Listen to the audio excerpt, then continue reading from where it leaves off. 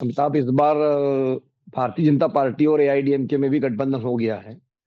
और पिछले दो चुनाव का मतलब मैं 2021 की बात कर रहा हूं और मैं 2024 की बात कर रहा हूं कि अगर आप इस अलायंस को जोड़ लेते तो मोटे तौर पे जो डीएमके अलायंस है उसको 4 से 5% की लीड रही है। मतलब 2021 के चुनाव में भी अगर आप देखें और 2024 के भी चुनाव में, जब आप एआईडीएमके और बीजेपी का जोड़ देते हैं तब वोट, तो ये 4-5% का जो गैप है, अब जबकि फॉर्मली ये लोग साथ में आ जाएंगे, तो क्या आपको लगता है कि ये डीएमके को मात दे सकते हैं? देखिए, हाइपोथेटिकली दे सकती है, क्योंकि अगर आप पिछली बार का भी चुनाव देखें तो 5-6% का गैप था डीएमके लेड अलायंस और एआईएडीएमके के अलायंस में। 5% का गैप का मतलब होता है कि 2.5% का स्विंग अगर एआईएडीएमके के फेवर में हो जाता है, यानी 2.5 से 3% वोट शेयर अगर डीएमके लेड अलायंस से एआईएडीएमके की झोली में आ जाता है, तो ये चुनाव का जो रुख है वो बदल सकता है। और 2.5-3% स्विंग जो है, स्टेट की हिस्ट्री को देखते हुए बहुत ज्यादा नहीं है, क्योंकि यहाँ तो बड़े बड़े स्विंग हमको देखने को मिले हैं। अब बीजेपी के आने से दो बातें होती हैं। बीजेपी के आने से प्रोज एंड कॉन्स दोनों ही हैं इस अलायंस में। बीजेपी के आने से अभी क्या है कि बहुत सारे इमोशनल इश्यूज, जैसे third language policy, delimitation, governor का इंटरफेरेंस, सेंट्रल फंड्स को रोक देना एलिजिडली, एनईपी अगर इम्प्लीमेंट नहीं किया जाए तो ये सब मुद्दे भी बहुत बड़े मुद्दे हैं आज की डेट में तमिलनाडु में, जिसको डीएमके अच्छी तरीके से भुनाने में कामयाब रही है। तो अगर आप देखेंगे जो इश्यूज का हम सवाल पूछ रहे हैं, उसमें लगभग 30% लोग इमोशनल इश्यूज जो है ऐसी, जी। तमिल प्राइड इंक्लूडिंग, उसको वो लोग गिना रहे हैं कि सबसे बड़ा मुद्दा ये हो सकता है।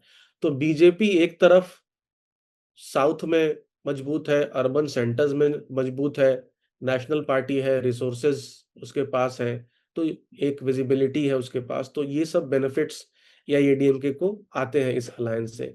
लेकिन दूसरी तरफ कहीं ना कहीं जो वोटर इमोशनल इशू पे वोट कर रहा है या इमोशनल इशू पे वोट कर सकता है, डिलिमिटेशन इत्यादि, उसकी वजह से ये भी है कि कहीं ना कहीं वो वोट पुल डाउन भी होता है।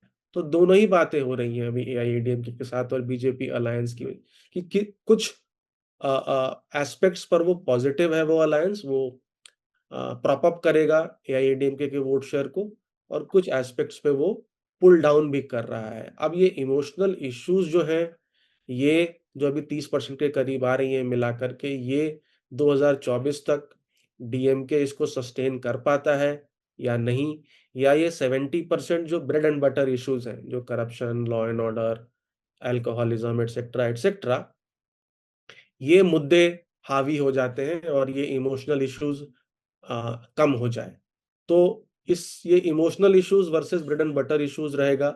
कहाँ बीजेपी प्रॉप अप करेगी, कहाँ उनको पुल डाउन करेगी, कैसे टीवी के या विजय की पॉपुलैरिटी वोट शेयर में कन्वर्ट होता है कि नहीं, और टीवी के किसको डैमेज करता है एसेंशियली, करेक्ट। अगर वो, क्योंकि एक अदर्स का भी बड़ा नंबर हमेशा तमिलनाडु में रहा है, 15 से 20% अदर्स का वोट शेयर रहता है। तो क्या टीवी के अदर्स, जो पिछले बार भी सीमन जो 7-8-7% के करीब वोट शेयर था, वो अदर्स को कंसोलिडेट करने में कामयाब रहते हैं, या इन दोनों दलों को डैमेज करते हैं इन व्हाटएवर प्रोपोर्शन।